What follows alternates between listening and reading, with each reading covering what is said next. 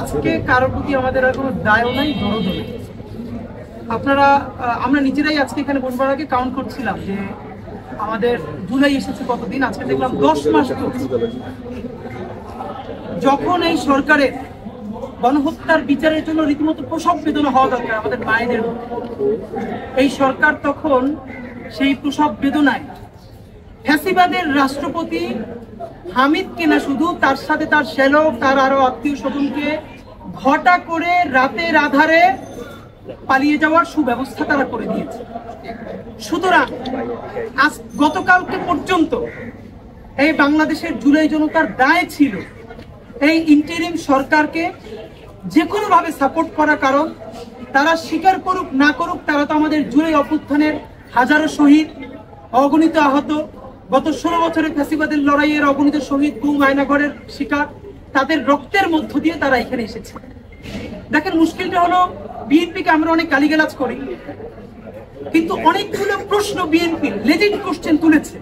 শুধু তাদের ভোকাল, তাদের ভয়েস, তাদের কোশ্চেনের রেইজিং এর অ্যাটিটিউড ভালো না হওয়ার কারণে সবাই ট্রল করেছে। আজকে তো আমাদেরও তাহলে বলতে হচ্ছে এই সরকারের লেজিটিমেসি কি।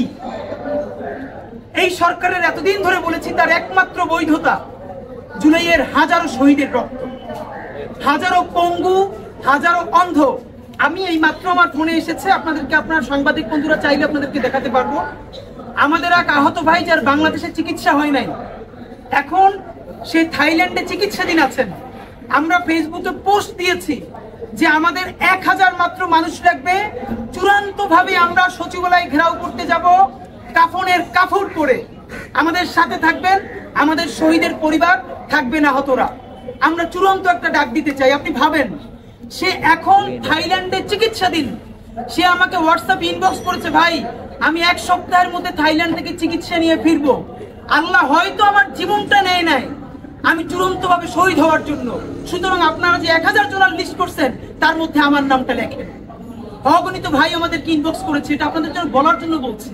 কিন্তু এর চেয়ে লজ্জা, মানে এই যে আমরা প্রতিযোগিতা করে প্রতিদিন জীবন দিব, এটা তো অদ্ভুত। এটাই কি এই জুলাইয়ের এখন তাদের কাজ, যে আমাদের শহীদ হয়ে গেছে কমপক্ষে 1500, জাতিসংঘের প্রতিবেদনে বলছে 1400, আমাদের এখনো বেওয়ারিশ লাশ আছে অনেক, আহত কত হাজার, তার কোনো ট্রিটমেন্ট এখন পর্যন্ত পাই নাই। তখন আমরা আবার দ্বিতীয়বার শহীদ হওয়ার জন্য প্রস্তুতি নিচ্ছি। মানে কি, শহীদ কি একটা খেলনা ব্যাপার? শহীদ কি একটা খেলা? আমরা প্রতিদিন শহীদ হব, আমাদের গায়ে বানা জানাজা এসে কান্না কান্না করে তোমরা একটু বক্তব্য দিবা, বাইট দিবা, এরপরে আমরা আবার তোমাদের পিছনে বলবো সে আমার ইমাম। ডক্টর ইউনূস সাহেব, আপনি আমাদের ততক্ষণ পর্যন্ত মুরব্বী, ততক্ষণ পর্যন্ত আপনি আমাদের গার্ডিয়ান, যতক্ষণ পর্যন্ত আপনি বাংলাদেশের স্বাধীনতা সার্বভৌমত্বের মানুষ, যতক্ষণ না পর্যন্ত আপনি বাংলাদেশের স্বাধীনতা সার্বভৌমত্বের প্রশ্নে, খুনি আওয়ামী লীগ গণহত্যার ফ্যাসিবাদের বিচার করার প্রশ্নে আপনি কারোর সাথে আপোষ না করবেন, ততক্ষণ পর্যন্ত আপনি আমাদের সিপাহ সালার। আজকে একটা নতুন ন্যারেটিভ তৈরি হয়েছে।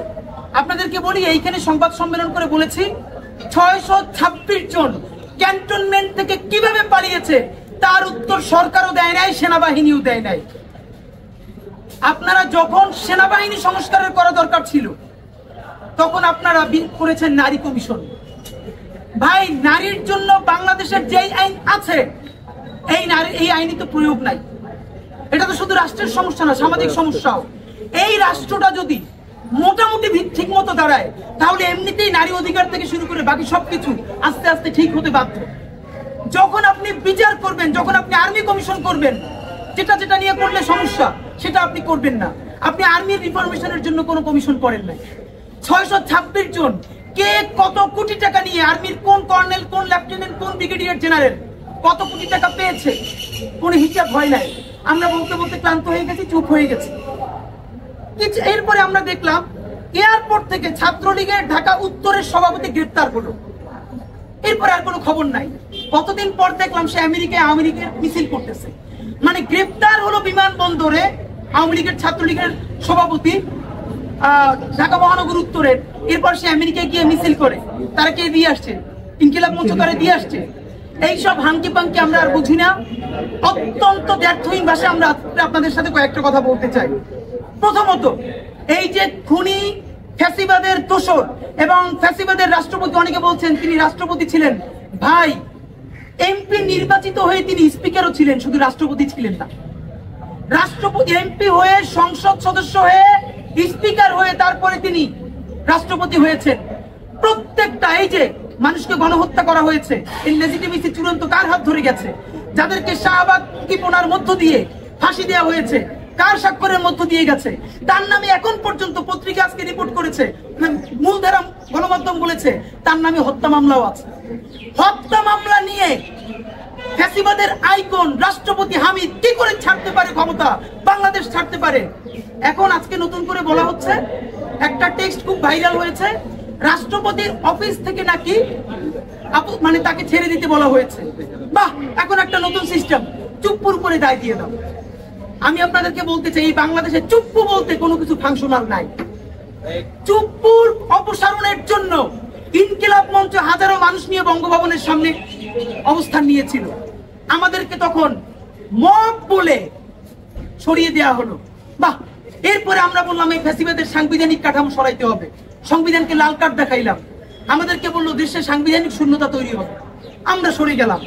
এইরকম আমরা সর্বশেষ বললাম জুলাইয়ের ঘোষণাপত্র দেন। জুলাইয়ের ঘোষণা না দিলে জুলাইও বাঁচবে না, বিপ্লবীরাও বাঁচবে না, বাংলাদেশও বাঁচবে না, নাই করে দেওয়া হলো। সর্বশেষ বললাম গণহত্যার দায়, সেই সিরিজ গণহত্যা করেছে, আওয়ামী লীগকে নিষিদ্ধ করেন। বাহ, আসিফ নজরুল সাহেব উনি বললেন এটা আইনের মাধ্যমে করা যাবে না। তিনি একবার ঐতিহ্যবাহী আওয়ামী লীগের প্রশ্ন তুললেন যে তারা ঐতিহ্য করেছে। বাংলাদেশ ধরেন, যে কোনো মানুষ বাংলাদেশকে স্বাধীন করার পর এরপর যদি মানুষকে শুট করে মারি ফেলে তার বিচার করা লাগবে না, মানে কথা একটাই, সে স্বাধীন করছে। এরপর সর্বশেষ বললাম গণহত্যার বিচার। আমাদের আশার বাতিঘর ডক্টর ইউনূস সাহেব সম্ভবত আল জাজিরায় এই যে কিছুদিন আগে বাইরে গেলেন, বনি আসলেন যে এরকম না, এটা জনগণ নিবে। সবই যদি জনগণ করে, প্রত্যেকদিন খেয়ে না খেয়ে 10 মাস ধরে যদি রাস্তায় পড়ে আছি আমরা, তাহলে আপনারা ওখানে করেনটা কি সেটা বলেন। এখন কি বাংলা ভাষায় সব থেকে অশ্লীল শব্দ প্রয়োগ করলে ভালো লাগবে? কোন জিনিসটা ছেড়েন ওখানে বসে বলেন, কাটটা ছেড়েন। 10 মাস বসে এখানে বলতে হইতেছে আমাদের একটা চুপ্পুর অপসারণ করাইতে পারি নাই, গেছে বব বলছেন, সংবিধান বাতিল করেন নাই, জুলাইয়ের ঘোষণাপত্র দেন নাই, ফ্যাসিস্ট লীগ নিষিদ্ধ করেন নাই, গণহত্যার বিচারও বলতেছেন জনগণ করবে। আপনার কাজটা কি? না আপনার কাজ কি বলেন? এখন কি দেখতেছি, ডজনকে ডজন উপদেষ্টা, প্রধান উপদেষ্টার বিশেষ সহকারী। কিরে ভাই, মানে কি আপনি 5 বছর ক্ষমতায় থাকতে চান? এত উপদেষ্টা আপনার লাগবে কেন? ওকে, উপদেষ্টাই যদি এত লাগে, নাম কাওয়াজতে 2 জন ছাত্র উপদেষ্টা রাখছেন। আপনি তো এই ডক্টর ইউনূস নিজে বলেছেন না তিনি ক্ষমতায় এসেছেন, ছাত্ররা তাকে ক্ষমতায় বসিয়েছে। তাহলে ইনবিল্ট এই কথার মধ্যে আছে আপনার ক্ষমতার ভর কেন্দ্রে মিনিমাম অর্ধেক ছাত্রদের রিপ্রেজেন্টেশন থাকবে। এই ছাত্র মানে আমরা শুধু বৈষম্য বিরোধী বলি না, আমরা জানাককে বলি না, এমনকি এনসিপিও বলি না। ছাত্র মানে প্রাইভেট বিশ্ববিদ্যালয়ের ছাত্র, ছাত্র মানে কওমি মাদ্রাসার সেই শহীদদের পরিবার, ছাত্র মানে আমাদের নারীরা যারা জীবন দিয়ে রাস্তায় এই আওয়ামী লীগকে রুখে দিয়েছে। তাদের রিপ্রেজেন্টেশন কোথায়? যেই কেউ একটু ভোকাল হয়ে ওঠে তার একটু ডেকে নিয়ে 2-1টা পোস্ট দেয়, এরপরে তার বিরুদ্ধে সবাই ফেসবুকে পোস্ট দেয়, দমন হয়ে যায়। এসবের মানে কি? আপনাকে আমি বলতে চাই, অতি দ্রুত আমরা চুপ্পুকে চিনি না, কিছুকে চিনি না, ডিবি থেকে নাকি অথবা এসবি থেকে, বিমানবন্দর থেকে বলা হয়েছে হামিদ চলে যাচ্ছে, রাষ্ট্রপতির অফিস থেকে বলা হয়েছে ছেড়ে দেওয়ার জন্য। 3 দিন সময় দিচ্ছি। 3 দিন মানে 3 দিন।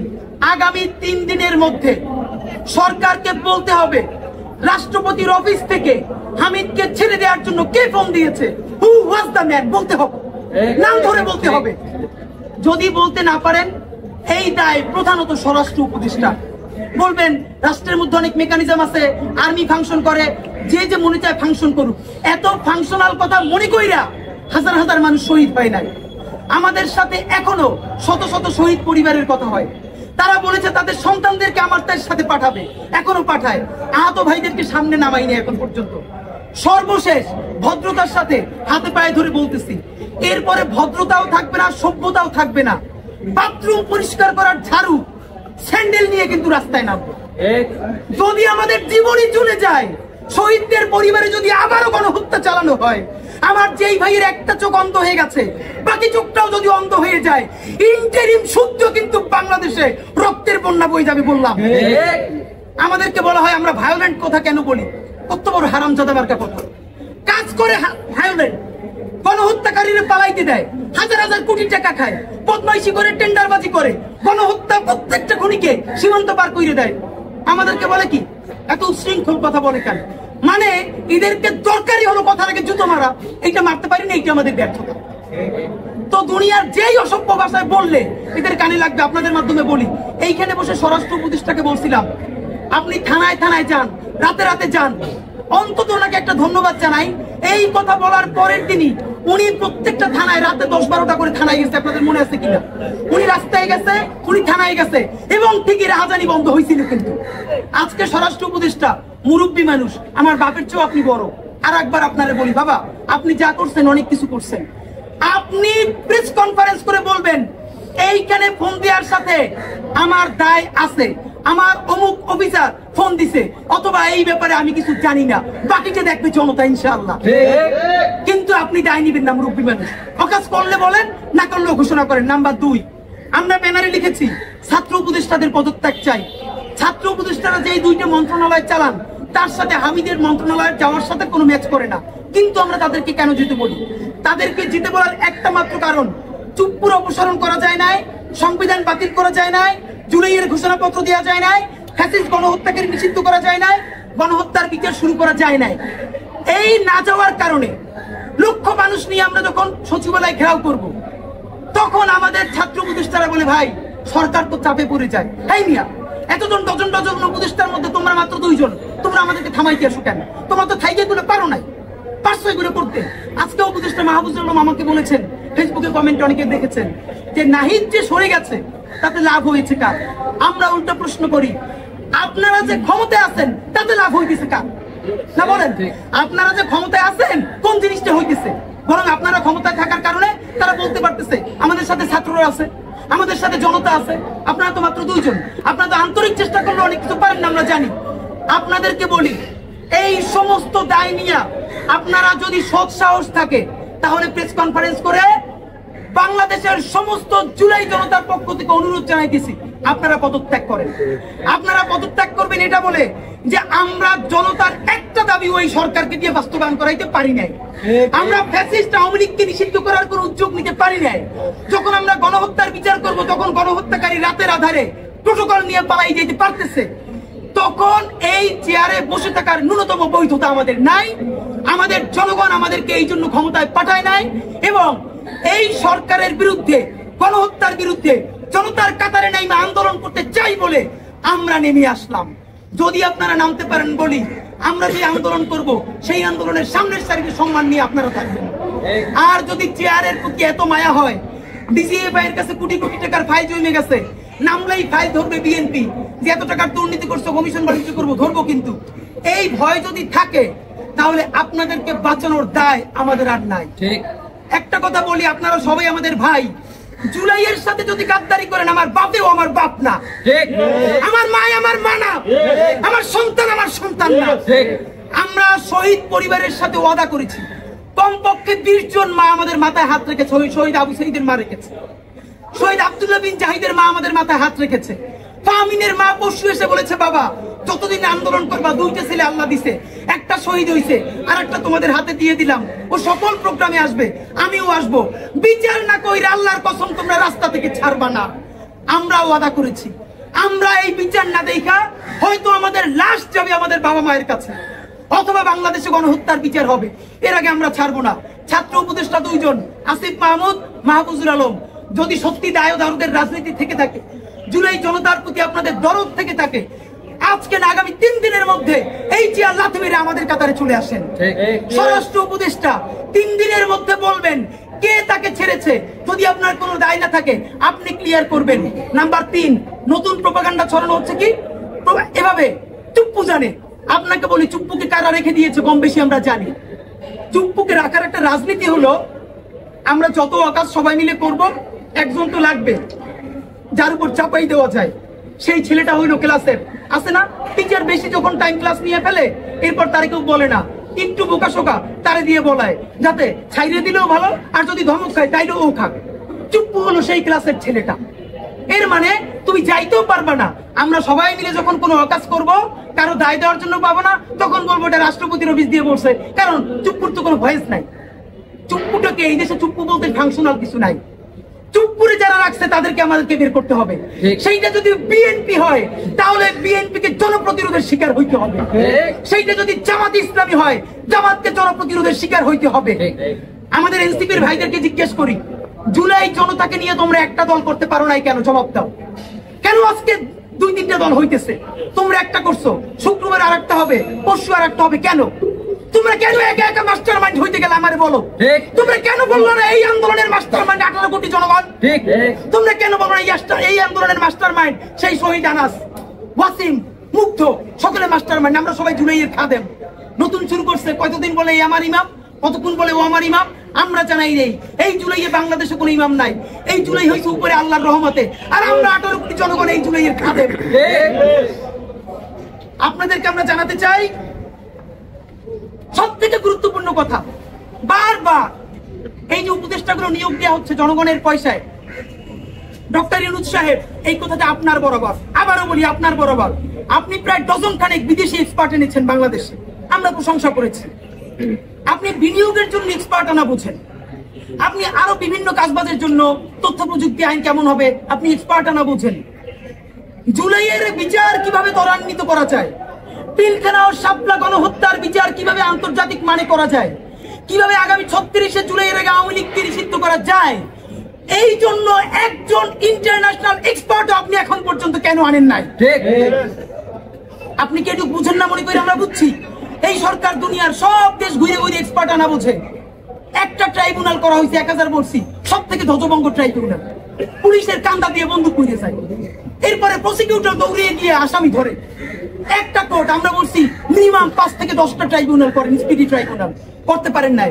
বলছি এই ট্রাইব্যুনালের মধ্যে অন্তত একাধিক বেঞ্চ করেন নাই। তাহলে এই যে দ্য হেগ থেকে অথবা আরো বিশ্বের বড় বড় প্রসিকিউটর আছে না, সেই প্রসিকিউটরদেরকে আপনি আনতেছেন না কেন? আগামী অল্প কিছুদিনের মধ্যে জুলাই গণহত্যার বিচারকে আন্তর্জাতিক মানে বিচার করবার জন্য আপনি বিদেশ থেকে প্রসিকিউটর লাগে, বিচারক লাগে, যেই টিম লাগে সব আইনে বাংলাদেশ ভরে ফেলাবেন। এই জুলাই গণহত্যার বিচার না কইরা আপনি যত ডেভেলপমেন্ট করবেন, এই কোন ডেভেলপমেন্ট আপনারে মানুষের রেস থেকে বাঁচাইতে পারবে না। ভাই, ব্রিজ কইরা, সেতু কইরা, মেট্রো রেল কইরা, পদ্মা সেতু কইরা দেশে যদি কেউ বাইচে যাইতে পারতো তাহলে খুনি হাসিনার পালানো লাগতো না। খুনি হাসিনা মানুষের রক্তের মর্যাদা দেয় নাই, খুনি হাসিনা মানুষকে বাঁচতে দেয় নাই। যেই রক্তের শার্ট এখনো মা নিয়ে ঘুমায় শহীদ পরিবার, শার্টটা ধুইতে দেয় না, মিউজিয়ামে পর্যন্ত দেয় না। আপনার কি মনে হয় সেই মায়েরা আপনার ছাড়বে? মুরব্বী হাতেও ধরি পায়েও ধরি, আপনার বয়স প্রায় শেষ, এখন পর্যন্ত আপনার উপর আমরা আস্থা রাখতে চাই। আপনারে যেন জুলাইয়ের গাদ্দার বইলে ঘোষণা দেওয়া না লাগে, আল্লাহর কাছে দোয়া চাই, আর আপনার সহযোগিতা চাই। আপনি যদি না পারেন বলেন আমি চলে যাচ্ছি। জুলাইকে আমরা কোনো গাদ্দারের হাতে ছেড়ে দিব না। বন্ধুরা আমার, আপনাদেরকে দ্রুত আমরা শেষ করব, আপনাদেরকে আমরা দ্রুত জানাচ্ছি, গতকাল রাত 3টার সময় গণহত্যাকারী ফ্যাসিবাদের রাষ্ট্রপতি হামিদকে পালাতে রাষ্ট্রপতির অফিস থেকে যে এবং যারা সংশ্লিষ্ট ফোন দিয়েছে, ছেড়েছে, আগামী 3 দিনের মধ্যে তাদের নাম সরকারের তরফে স্পষ্ট ঘোষণা করতে হবে। শুধু ঘোষণা করলে হবে না, অনতি বিলম্বে তাদেরকে গ্রেফতার করে বিচারের মুখোমুখি করতে হবে। তাদের পিছনে যদি বিএনপি হোক, জামাত হোক, এনসিপি হোক, সমন্বয়ক হোক, কোন দল বা ব্যক্তি থেকে তাকে তাদের নামও প্রকাশ করতে হবে। যদি আওয়ামী লীগের ইন্ডিয়ার সাথে বাংলাদেশের সেনাবাহিনী প্রধান কোন ধরনের সেটেলমেন্টে এসে তারপরে হামিদকে বিদেশে পাঠানোর ব্যাপারে পরামর্শ দিয়ে থাকেন, সেটাও আপনাদেরকে প্রকাশ করতে হবে। যদি প্রকাশ না করেন তাহলে হাজারো জুলাই জনতাকে গুলি করে তার লাশের উপর দিয়ে সরকার চালানোর মতো প্রস্তুতি আপনাকে নিতে হবে। সুতরাং আপনাদেরকে আমরা জানাই, যদি আগামী 3 দিনের মধ্যে স্বরাষ্ট্র উপদেষ্টাকে দায়িত্ব নিয়ে ক্লিয়ার করতে হবে, সরকারকে তাদের বিচার করতে হবে যারা তাকে পালাতে দিয়েছে, আমাদের স্বাস্থ্য উপদেষ্টাকে আমাদের কাতারে আন্দোলনের জন্য পদত্যাগ করতে হবে। কোনো কিছু যদি না হয় তাহলে চূড়ান্ত ভাবে আগামী 36শে জুলাই আমরা যে সচিবালয় ঘেরাও কর্মসূচি দিয়েছি হাজারো ছাত্র জনতাকে নিয়ে, সেখান থেকে এই ইন্টারিম সরকারের আমার ভাইরাও চিনি না, আমার বাপেরও চিনি না, পুরো সরকারের বিরুদ্ধে পতনের ডাক দেয়া হবে। সুতরাং সেই পতনের মুখোমুখি হওয়ার আগ পর্যন্ত হামিদকে যারা পালাতে দিয়েছে তাদেরকে আপনারা দ্রুত ধরুন, গ্রেফতার করুন। ছাত্র উপদেষ্টারা পারলে গণহত্যার বিচারের জন্য স্টেটমেন্ট দিন, আর নইলে পদত্যাগ করুন। পুরো সরকার আওয়ামী লীগের বিরুদ্ধে কি বিচার করবেন বলুন। যদি না পারেন আপনাদের সাথে দেখা হবে। চাইলেই 3 দিন পরে সচিবালয় ঘেরাও দিতে পারতাম, দেই নাই, বারবার পারবো না, চাপ বের হয়ে যাচ্ছে। আর একদিন যাবো সচিবালয়ে, সেই দিন আমরা বাড়ি ফিরবো, আর নইলে এই গাদ্দার সচিবের উপদেষ্টারা বাড়ি ফিরবে। এর মধ্যে আর কোনো যদি কিন্তু থাকবে না। সেই পর্যন্ত সবাইকে আমাদের লড়াইয়ে, আমাদের সংগ্রামে সাথে থাকার জন্য বিশেষভাবে অনুরোধ করছি। বাংলাদেশ জিন্দাবাদ, ইনকিলাব জিন্দাবাদ।